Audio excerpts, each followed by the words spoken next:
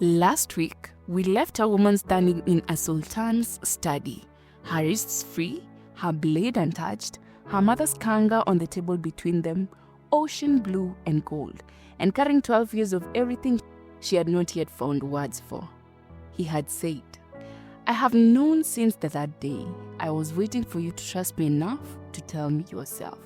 And Layla, who had planned for everything, who had crossed an ocean in disguise, who had spent 12 years building herself into something that could not be broken, did not know what to say.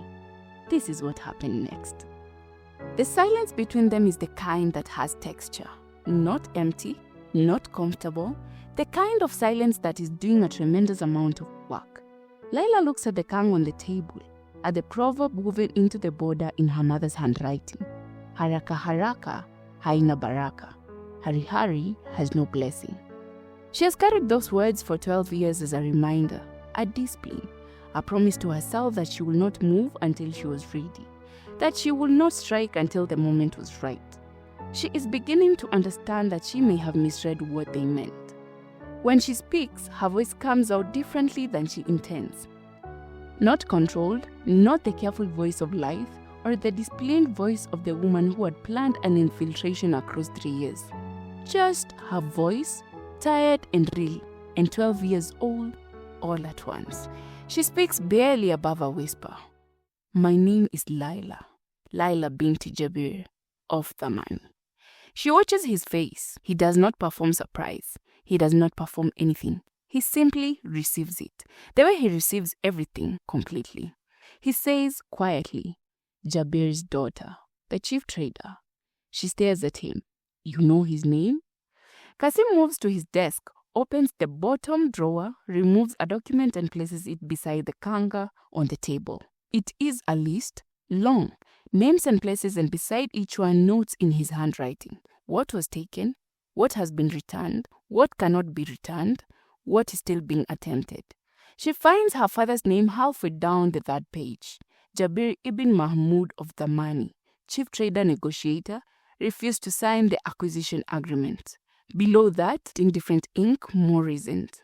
Deceased, unable to locate surviving family members, search ongoing. She read those words 3 times. Search ongoing. He has been looking for her. She looks up at him, and for the first time in this entire conversation, in 3 months of careful performance, she does not calculate what her face is doing. She says, her voice cracking at the edges, "I came here to destroy you. I want you to know that. I came here with evidence I plan to forge and contacts I plan to use, and I was going to dismantle this court from the inside and leave it in pieces, the way your father left my home. And then I got here, and you were not." She stops. Kasim waits. He's very good at waiting. She tries again. "You are not what I needed you to be. I needed you to be your father, and you are aggressively, determinedly not your father, and I don't know what to do with that." He is quiet for a long moment, then he says, and there is no performance in it, "I know. I have watched you figure that out for 3 months. It looked painful. Despite everything, despite 12 years of grief and rage and careful architecture, Layla almost laughs. Almost. She presses her hand flat against the table, steadying herself against what she is not entirely sure. She says low and direct, "Why did you let me stay?" The honest answer, not the one about understanding your father's legacy. Kasim looks at her for a long time. The harbor line moves across his face. The ocean breathes below them. He says simply and without armor, "Because on the third day you looked at the sea the way I looked at the sea, like it owes you something and you're not yet ready to stop believing it will pay. I recognized it. I have been looking at the ocean that way my entire life. The room does something neither of them acknowledges. Something settles or opens or both." Layla picks up her mother's kanga from the table, holds it, not dramatically, just the way you hold something that has been in someone else's hand and you need to feel it's yours again. She says quiet and careful, "I do not know how to be here as myself. I have been someone else for 3 months. Kasim replies equally quiet, "I know who you are. You have been yourself every single day. You just didn't know I was watching." She looks at him, this Sultan, this son of the man who took everything from her. This man who has been sitting next to her on a seawall eating mangoes and talking about guilt and listening, actually listening to everything she was and she wasn't saying. She does not say what she is thinking, not yet. She is not ready for that. She stays, not because he asks her to, he does not ask. She stays because living feels like admitting that 12 years of becoming while leading somewhere she has not yet arrived. The disguise is gone. The name life folded away like the robes she no longer wears. She moves through the palace as Layla now. The court does not know what to make of her. An advisor who arrived as a man and is apparently staying as a woman. A stranger the Sultan defers to in meetings about trade routes she knows better than any of them. The senior advisor, who has disliked her since the third day, dislikes her considerably more now. She finds she does not particularly care. It's on the 5th day after the study that she finds it. She has been given access to the full court archives. Kasim's decision, unilateral, announced in a meeting where 3 advisors visibly disagreed and said nothing because he was already moving on. She goes through the records the way she has done everything for 12 years, methodically, completely. She is not looking for evidence against him anymore. She tells herself she is simply understanding the full picture. She finds it on the 4th hour of the 2nd day in the archive. A bundle of correspondence, Kasim's handwriting, unsent letters, the seals unbroken, the work still intact, addressed to communities his fathers destroyed. She opens them one by one. To the merchants of the Kilwa coast, to the fishing communities of the northern islands, to the traders of the Mozambique Channel. Each one an acknowledgement, not a political document, not a legal restitution agreement. A letter, personal, honest, asking nothing, offering what could be offered, naming what could not be undone. And then the last one in the bundle, the seal is different from the others, pressed harder, as though the hand that made it pressed down for a long time before lifting. Addressed to the people of the money, and below that in small letters, to Jabir ibn Mahmud's family, if they can be found. She opens it with hands that are not steady. It is 4 pages. She reads it, sitting on the archive floor with her back against the shelf of the trade records and the sound of the harbor coming through the window. He writes, I cannot give you back what was taken. I know that. I have known it since I was old enough to understand what my father's fleet was doing when it left the harbor. I was 14 the year the money was absorbed. I remember the ships returning. I remember my father's satisfaction. I remember not understanding why it felt wrong to me when everyone else around me was celebrating. I understand now. I've been trying to find you for 4 years. Every record, every merchant account, every coastal registry, there are traces of the money everywhere. In trade routes that still follow the path your father negotiated, in spice agreements that still use the terminology he standardized, in oral histories of fishermen who remember the island before. I cannot return your home, but I want you to know that it is remembered here, that the name Jabir ibn Mahmud is in our court records, not as a man who refused to sign, but a man who refused to betray his people. That distinction matters to me. If you exist, if any of you survived, I want you to know that the Sultanate that took your home is trying, imperfectly and insufficiently, to be something different, and that you are not forgotten, and that I am sorry. This letter will probably never reach you, but writing it feels necessary, as though the act of saying clearly what was done and what was wrong matters even when there is no one to hear it. I will keep looking. The archive is very quiet. The harbor breathes below. Layla sits on the floor with 4 pages in her hand and 12 years of clarity dissolving like salt in warm water. She came to Kasimabad convinced she knew exactly what power looked like from the inside. She found a man writing letters to people he could not find and keeping them unsent because he did not know where to send them. She had been for 4 years in the wrong direction, and he had been for 4 years in the wrong direction. And somehow they both ended up here. She finds him on the seawall. Of course she does. He's in his usual place, feet hanging over the edge, the harbor dark and full of stars below. No mango tonight, just him and the ocean, and the particular quality of silence he carries with him everywhere like a second rope.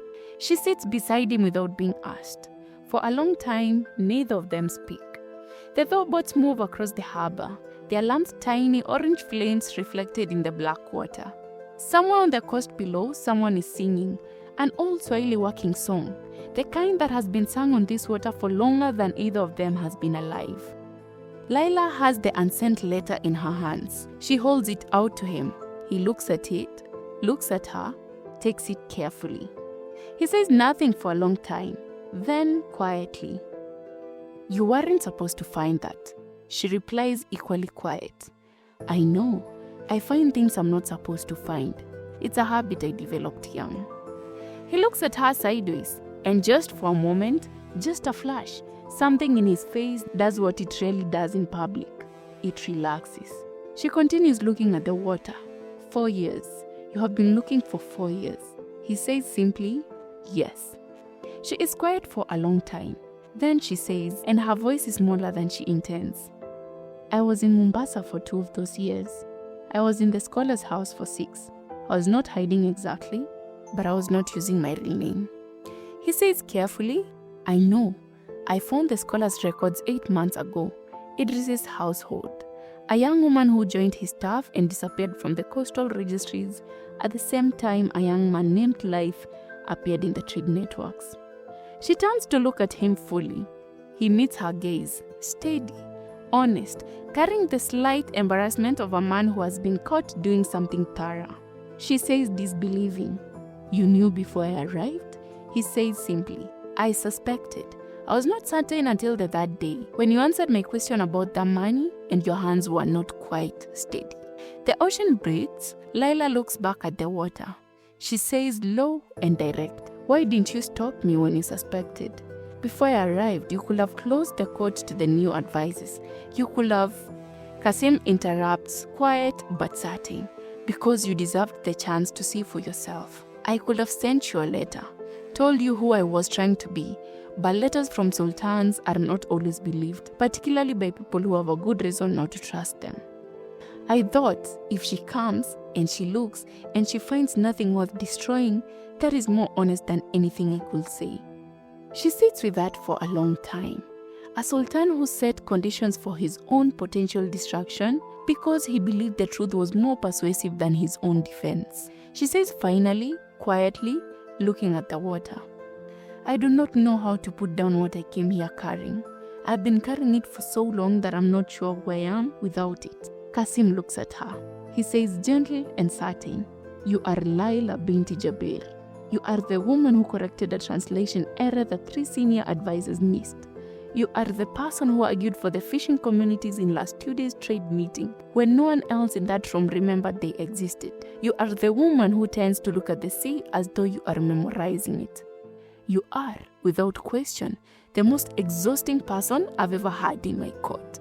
I find I'm completely unable to want you to leave." The ocean sinks below them. The way working songs drift up from the harbor. Layla looks at this man who has been looking for her for 4 years without knowing her face, who let her into his court and let her look and waited with the patience of someone who had decided that the truth was enough. She says very quietly, "I'm not easy." He replies without hesitation, "I noticed. I find I do not mind." She looks back at the water. One more long silence. Then she says, and it cost her something and she pays it willingly. My mother's proverb, haraka haraka haina baraka. Hari hari has no blessing. I was 12 years thinking it was about patience before revenge. I think she might have meant something else entirely. He asks quiet, "What do you think she meant?" Layla looks at him, and for the first time since the money, since the market stall, and the fisherman's boat and the scholar's house, and every year of becoming someone who could survive what had happened to her, she lets her face do exactly what it wants to do. She says, soft and sure, that some things cannot be hurried, that some things arrive exactly when they are meant to, even when the timing makes absolutely no sense. He looks at her, she looks at him. The harbor lights move on the water. They are given 3 more days. 3 more days of something tentative and real and still finding its shape. Conversations that ran longer than either of them plans. A meal eaten together in the small courtyard where the bougainvillea comes over the wall. 2 people slowly, carefully, learning what it means to be honest with someone without protection or a performance. 3 days. And then the senior advisor finds the rest of it. He has been suspicious since the third day. He has been suspicious in the way that small, careful status-protecting men are suspicious, quietly, methodically, without announcing himself until he has everything he needs. He has everything he needs. The court is called, formally, full assembly, the kind of meeting that happens when someone wants an audience for what they're about to do. Layla walks in knowing. She has known since she woke that morning and found the energy of that palace slightly changed. The way the air changes before a storm, the way certain people avoid eye contact with the person the storm is coming for. She sits, she waits, she is very still. The senior advisor presents his case with the satisfaction of a man who has been waiting for a very long time for this moment. He speaks formal and damning. This woman, called Layla, previously known in this court as Life, arrived under false pretenses. She has admitted in private testimony that she came with the intention of gathering evidence to use against this court. She is the daughter of a man who actively resisted the previous sultanate's lawful acquisition of the money's trade infrastructure. She has been given access to this court's most sensitive archives. She has been in private counsel with the Sultan for 3 months under a false identity. The law is clear. Infiltration of a royal court under false identity with stated hostile intent carries only one sentence. I move that the court enforce that sentence immediately.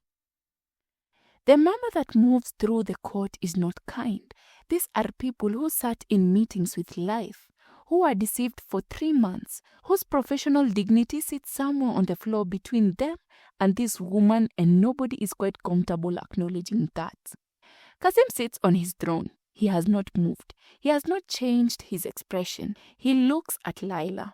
And Layla, who has been quiet, who has been calculating, who has been running through options with cold speed of 12 years of training, makes a decision. She stands, not dramatically, simply the way she does everything when she has decided that something needs to be done. She speaks, her voice carrying to every corner of that coral room. Everything he has said is true. I came to this court under a false name, with hostile intent. I plan to find evidence of corruption and use it to dismantle this court from the inside. I want you to hear me say that clearly so that there is no confusion about what I came here to do. I also want you to hear what I found instead. I found a court that is going through its own records, looking for what can be returned to the people his father took from. I found an archive full of unsent letters to communities this sultanate wronged. I found a sultan who knew who I was before I arrived and let me in anyway, because he believed that the truth of what this court is becoming was more persuasive than anything he could say in his own defense. I came here for war. I found instead something I did not have a plan for. The room is very quiet. The senior advisor starts to speak. Kasim raises one hand. He rises from the throne and he speaks, and his voice carries the particular quality it carries when he has already decided something and is now simply informing the room. He speaks clear and absolute. This woman came to my court carrying a wound that my father made. She found no corruption to expose because there is none. She found no injustice to reveal because we have been working every single day to undo what was done before us. She is not a spy. She is a witness. And this court will hear her testimony of what the previous sultanate destroyed, so that we never forget what we are working against. Furthermore, this court will note in its formal record that Jabir ibn Mahmud of Daman was a man of honor who died protecting what belonged to his people. His daughter will be given the restitution that has been owed to her family for 12 years. And any advisor who moves to challenge this is welcome to find a different court to advise. He descends from the throne, stops in front of her. The room does not breathe.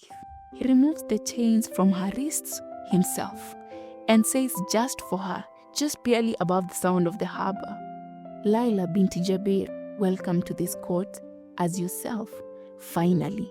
The senior advisor opens his mouth one final time. Kasim looks at him. He closes it. The court adjusts. Not easily, not immediately. The senior advisor resigns 2 weeks later with the particular dignity of a man who has chosen to call a defeat a decision. Layla does not celebrate. She watches him go and feels mainly tired. She stays, not because the court is comfortable, it is not. Not yet. Not because everything is resolved, it isn't. She stays because living is no longer the thing her body wants to do when she imagines it. She throws herself into the restitution records. It's the thing that she is best equipped for. She knows the trade networks, she knows the communities, she knows the language of the documents and the language of the people the documents are about. She becomes, without planning to, the court's most effective bridge between the Sultanate's intentions and the communities it has been trying unsuccessfully to reach. She builds at the money archive. Every record she can find, every merchant account, every oral history she can gather from coastal traders who still remember the island before, she writes it down. Everything she remembers, the market, the smell of the cardamom, her mother's hands on the loom, the proverbs woven into the borders of Kanga that were carried by merchants to places Amina will never see. It is, she discovered, not as painful as she expected. Grief, when it has somewhere to go, becomes something else. In Layla, it becomes documentation, memory, a record that says this existed, this was real, this mattered. The seawall remains theirs. They do not announce it, they do not discuss it, they simply keep ending up there in the late evenings when the harbor goes quiet and the stars arrive in their extravagant Swahili coastal numbers. The conversations are different now, less careful, less performed. He tells her things he does not tell the court. She tells him things she has not said since the money. One evening, he asks her something she has been wondering when he would ask. He says, looking at the water, do you think you can build something in a place that was built by someone you came here to destroy? I am asking genuinely, not as a sultan, as a man who needs to know what you actually think. Layla is quiet for a long time. She looks at the harbor, at the towboats, at the water that goes all the way to where the man used to be. She says, honest and slow, I think that every place that exists was built on something that came before it. I think the question is not what the foundation was, the question is what you choose to build on top of it, and what you choose to remember while you're building it. She looks at him. I think you have been trying to build the right thing for a long time. I think you have been doing it alone. I think that is unnecessarily difficult. He looks at her. Something in his face does the thing it rarely does in public. It opens completely.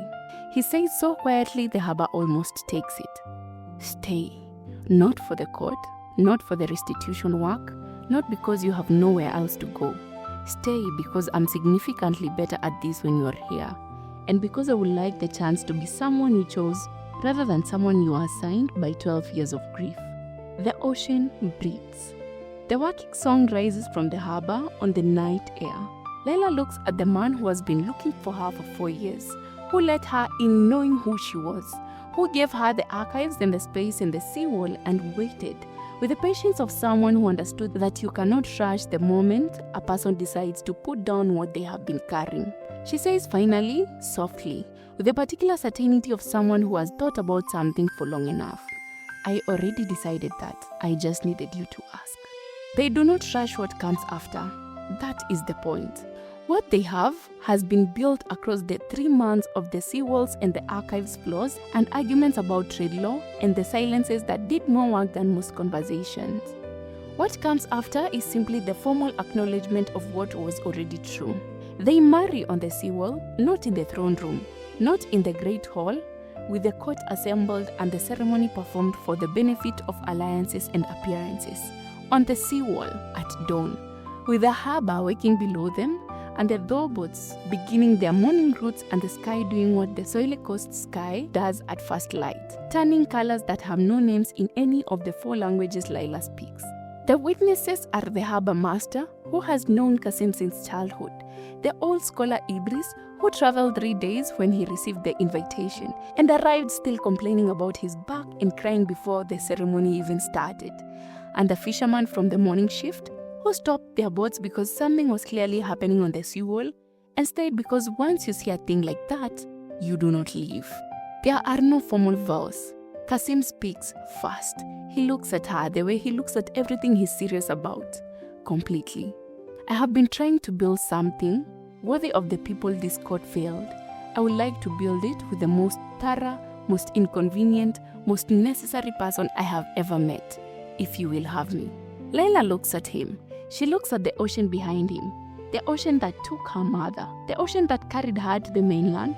The ocean that has been the only constant in the entire geography of her life. She says, and she is smiling, genuinely, the way she smiles when she has stopped being careful. I came to this city to destroy a sultanate. I'm going to need you to acknowledge how significantly this deviates from the original plan. He laughs, really laughs, the way he laughs on the seawall when no one is watching. And then he says soft and sure, acknowledged, completely, thoroughly. The harbor master pronounces them in 3 languages. The fishermen cheer from the boats below. Idris cries loud enough for all of them. Queen Layla of Kasimabad does not become a different person. She becomes more fully the person she has always been. She completes the Dhamani archive. She expands the restitution program to include communities no one had ever thought to look for. She travels the coast in seasons when the trade winds are right, learning the names of every fishing villages and every spice route and every oral history that has been kept alive by people who were never asked to write it down. She weaves, not as well as her mother, but she weaves. She has been learning since the month after the wedding from an old woman in the harbor district who knew Amina's work by reputation from the merchants who carried it. She makes kanga with proverbs in the border, not her mother's proverbs, her own. The first one she finishes, she gives it to Kasim. Ocean blue and gold, his colors. The border carrying a proverb she chose herself. He reads it, standing in the small courtyard where the bougainvillea comes over the wall. He reads it twice. Then he looks at her with the open face she has come to understand means he has been caught by something larger than he expected. He says quietly, "What does this mean?" She simply says, "Bahari haikumbuki hasira ya meli iliyopita." The ocean does not remember the anger of the ship that passed. It only knows how to keep moving. My mother would have chosen that one for you. I am sure of it. The following dry season, Kasim builds a monument on the site where the money's trading post once stood. Not large, not grand, the kind of monument that is meant to be found rather than be announced. Coral stone from the coast, carved by a craftsman from the island communities. On its face, in Swahili and Arabic and the old trade script that Layla's father used in his contracts, here stood Dhamani, a people who knew the value of what they had and refused to pretend otherwise. They are remembered, they are not forgotten. The ocean knows their name. On the day it is unveiled, Layla stands in front of it for a long time. Kasim stands behind her, not touching, just present.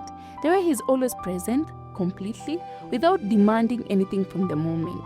She says low and even, "She would have liked you." He says nothing for a moment. Then quietly, "Tell me about her. Tell me everything. We have time." And Layla, who came to Kasimabad for her, begins. Some wounds do not close. They become something else instead. A doorway, a place where the light gets in differently than it did before. Layla and Kasim ruled the Kasimabad Sultanate for 30 years. The court records of that era are notable for one unusual feature. Every major decision carried 2 signatures, not because the law required it, because they could not imagine making one without the other. Haraka haraka haina baraka. Hari hari has no blessing. Some things arrive exactly when they are meant to, even when you came looking for something else entirely. The end.